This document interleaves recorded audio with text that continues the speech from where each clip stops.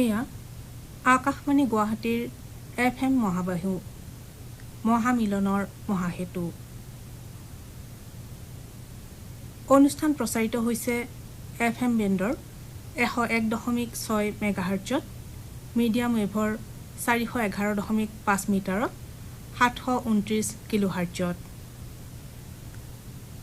সংবাদ চলন্তিকা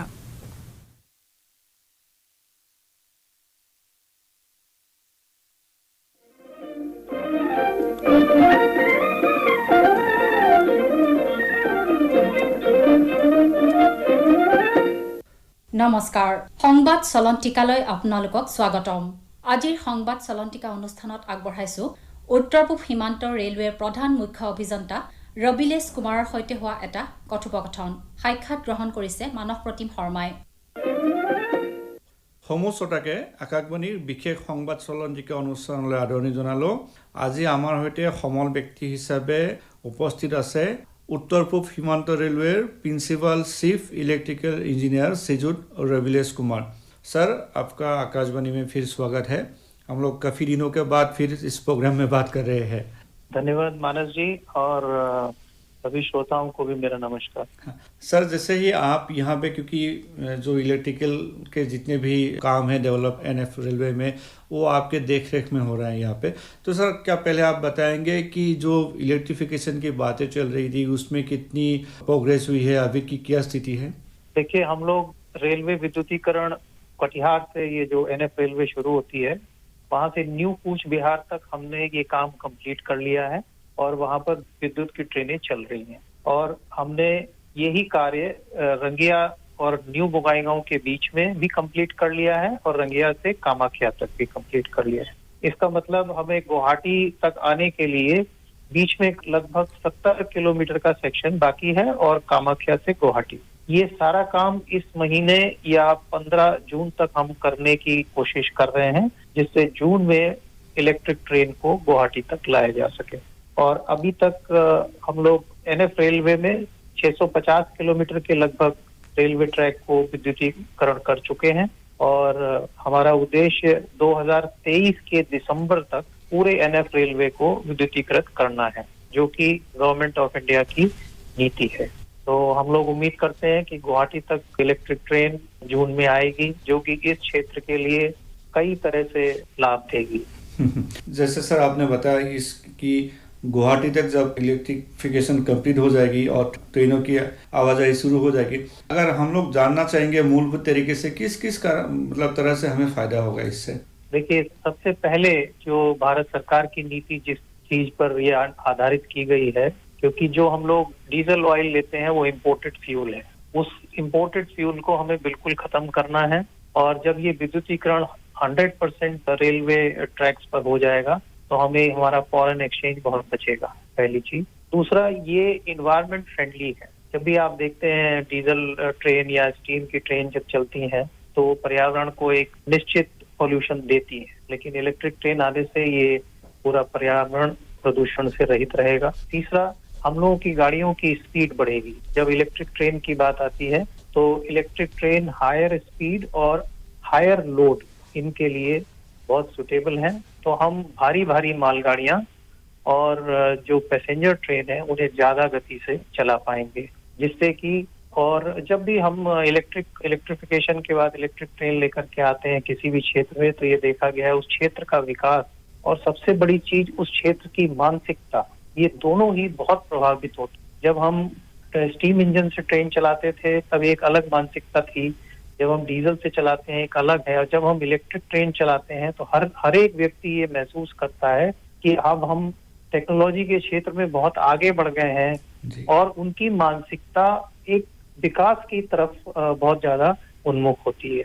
तो और इससे एंसिलरी वर्क, लोगों को रोजगार और वो भी चीजों में कई नए आयाम खोलेंगे। जी, अगर हम बात करें जो जब आप रंगिया में थे as a divisional railway manager, जैसे आपने एक नवा सा शुरू किया था जिसका नाम पूरे देश भर में इसको जाना जाता है प्लान हनी बी, जो मधुमक्खियों के जरिए जैसे जीव जंतुओं को ट्रैक पे ना आए इसके लिए आपने ये कदम उठाया था।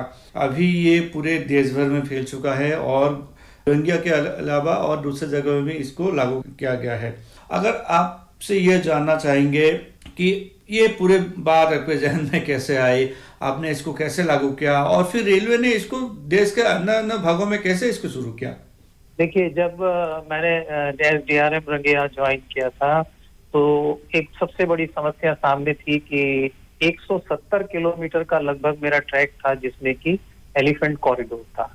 तो उस एलिफेंट कॉरिडोर में ट्रेन और एलिफेंट कॉन्फ्लिक्ट या उसको ह्यूमन एलिफेंट कॉन्फ्लिक्ट बोले तो वो एक बहुत बड़ी चुनौती थी मेरे सामने। तो उस समय मैं जब इस चीज पर मंथन कर रहा था तो मेरे दिमाग में एक चीज आई कि कोई भी इंसान हो या लिविंग बीइंग या कोई जानवर कोई भी हो, उसको कोई ना कोई चीज बहुत पसंद होती है और किसी ना किसी चीज से वो बहुत नफरत करता है।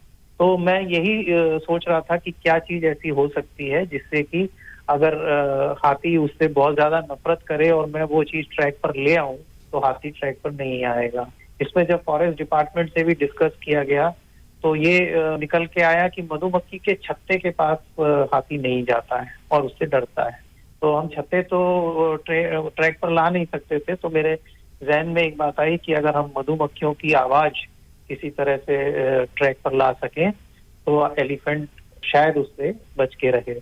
तो इसका हमने एक एक्सपेरिमेंट किया, हनी बी साउंड को एम्पलीफाई करके लाउड स्पीकर के साथ एक व्हीकल पे माउंट किया और फॉरेस्ट के साथ लोगों के साथ जाकर के उसको जंगल में हमने बजाया। पहली 2 या 3 एक्सपेरिमेंट में थोड़ा मॉडिफिकेशन करने के बाद जब हमने उसको बजाया तो हाथी जो है वो अपनी जगह छोड़ के लगभग भाग खड़े हुए और ये देख के सारे लोग एकदम खुश हो गए कि ये हमें एक नई चीज मिल गई है। तो उसको फिर हमने अपने रेलवे के फाटकों पर जो कि एलिफेंट कॉरिडोर में आते हैं वहां लगाया, प्रयोग के तौर पर जोर पर लगाया था और उसके बहुत अच्छे रिजल्ट आए। तो आज की डेट में रेलवे में करीब 50 से ऊपर फाटकों पे ये लग गया है और मुझे ये बताते हुए बहुत हर्ष है कि 2018-2019 में कोई भी एलिफेंट की डेथ नहीं हुई और 2020 में भी नहीं हुई और 2021 में अभी एक केस हुआ है, लेकिन उस जगह ये इक्विपमेंट नहीं लगा हुआ था। तो और इस इक्विपमेंट को जैसे आपने पूछा कि कैसे आप मीडिया के, मैं बहुत शुक्रगुजार हूं कि मीडिया और रेडियो और इस तरह के बहुत सारे साधनों से इंटरनेट के थ्रू जब ये इंफॉर्मेशन पूरे हिंदुस्तान में पहुंची तो सारा मीडिया रंगिया में इकट्ठा हुआ और उन लोगों ने फिर सब उसको स्टोरी बनाकर भेजा। तो सभी जगह जहां जहां एलिफेंट कॉन्फ्लिक्ट के केसेस थे उसको इससे काबू में लाए। जी, अभी जैसे सुनने को आ रहे हैं कि आपके इसी नवाचार को आगे बढ़ाते हुए कि मधुमक्खी लोग घर में इसको पाल सके, इसके लिए भी कारगर कदम उठाए जा रहे हैं केंद्र सरकार द्वारा। इस पे थोड़ा सा क्या आप हमें जानकारी साझा करेंगे? जी, इसमें देखिए मिनिस्ट्री मंत्रालय है रेलवे के। आपको याद होगा जब मैं एक बार लाइव इन इंटरव्यू में था तो एक दर्शक ने कहा था कि ये बहुत अच्छी चीज हुई है और हमने अब इसको मोबाइल में डाउनलोड कर लिया है हनी बी साउंड को। जी। और इससे हम लोग एलिफेंट से थोड़ा बच सके। इसी तरह रेलवे मिनिस्ट्री के इस कदम को, इस इनोवेशन को देखते हुए दूसरी मिनिस्ट्री ने भी इसको फॉलो किया है और मधुमक्खियों के पालन का उनको ज्यादा कई उसके उपयोग हैं, जैसे कि लोगों को रोजगार भी मिलेगा और इससे वो एलिफेंट कॉन्फ्लिक्ट से बचाने में मदद मिलेगी। तो ये मिनिस्ट्री ने इसको भी कार्यक्रम इस पर शुरू। जी, अगर हम लोग अभी कोविड स्थिति के बारे में बात करें, असम में भी अभी कोविड के कई सारे मामले सामने आ रहे हैं और इस समय तो एनएफ रेलवे क्या कदम उठा रहे हैं कोविड की स्थिति को देखते हुए? जैसे आज दोपहर को ही ऑक्सीजन एक्सप्रेस जमशेदपुर से गुवाहाटी पहुंच गए हैं एक, तो ये एक कदम हुआ और इसके अलावा क्या कदम आप लोग की तरफ से उठाए जा रहे हैं? देखिए, हम लोग north east frontier railway north eastern state सभी को कैटर करती है। तो हमारा जो स्ट्रेटजी है कोविड से लड़ने की ये 2 तरह से है। एक तो हम अपने अधिकारी और अपने स्टाफ जो काम कर रहे हैं उनको कोविड से बचा सके और अगर कोविड होता है तो उनका हम बेहतर इलाज कर सकें। और दूसरा, राज्य सरकारें जिनको की बहुत बड़ी जिम्मेदारी है कोविड से लड़ने की, उनको अगर किसी भी तरह से रेलवे से कोई मदद चाहिए तो हम आगे बढ़कर उनकी एक्सपेक्टेशंस के हिसाब से मदद कर सकें। इसमें जो पहला फ्रंट है रेलवे स्टाफ के लिए और अपने अधिकारियों कर्मचारियों के लिए, तो हमारे यहाँ 6 बड़े हॉस्पिटल हैं एनएफ रेलवे में, सभी में हमने ऑक्सीजन प्लांट की व्यवस्था कर रहे हैं और हमें बहुत ये बताते हुए खुशी होती है कि इन रेलवे में ना केवल रेलवे स्टाफ और उनके परिवारजनों का बल्कि अदर देन रेलवे एम्प्लॉयज जो भी स्टेट गवर्नमेंट हमें ऑफर करती है उनका भी इलाज किया जा रहा है। और दूसरा, जैसे स्टेट गवर्नमेंट ने हमसे आइसोलेशन कोचेस, कोविड कोचेस की मांग की थी, तो आज की डेट में 288 कोचेस एनएफ रेलवे ने स्टेट गवर्नमेंट्स को उपलब्ध कराई हैं, जो कि बोंगाईगांव, रंगिया, गुवाहाटी, लमडिंग, बदरपुर, मरियानी, न्यू तिनसुकिया और डिब्रूगढ़ इन स्टेशनों पर लगी हुई है और उसको स्टेट गवर्नमेंट अपनी आवश्यकता अनुसार उपयोग में ला सकता है। जो ऑक्सीजन की आपने बात की, ये एक बहुत बड़ा कदम है रेलवे मंत्रालय का। आज की डेट तक 14,500 metric ton liquid medical oxygen हम लोगों ने ट्रेन से एक जगह से दूसरी स्टेट्स में पहुंचाई है। और जब जहाँ तक आसाम का या नॉर्थ ईस्टर्न स्टेट का सवाल है, पहली ऐसी ट्रेन जो टाटानगर से सुबह 2 बजे चली थी, लगभग अमीनगांव में 80 million tonne liquid medical oxygen लाई जा रही है।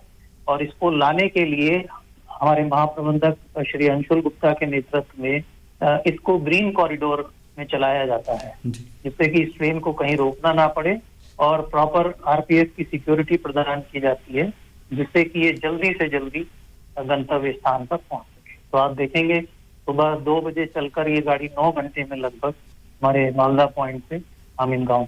जी, जैसे हमने शुरुआत में बात की थी इलेक्ट्रिफिकेशन में, आपने एक भी समय बताया कि जब भी ये काम शुरू हो जाएगा, यहाँ पे इलेक्ट्रिक ट्रेनें आना शुरू कर देगी गुवाहाटी तक, हमें यहाँ पे रोजगार का ज़्यादा अवसर पैदा होंगे। इस बारे में थोड़ा सा आप क्या हमें बताएंगे?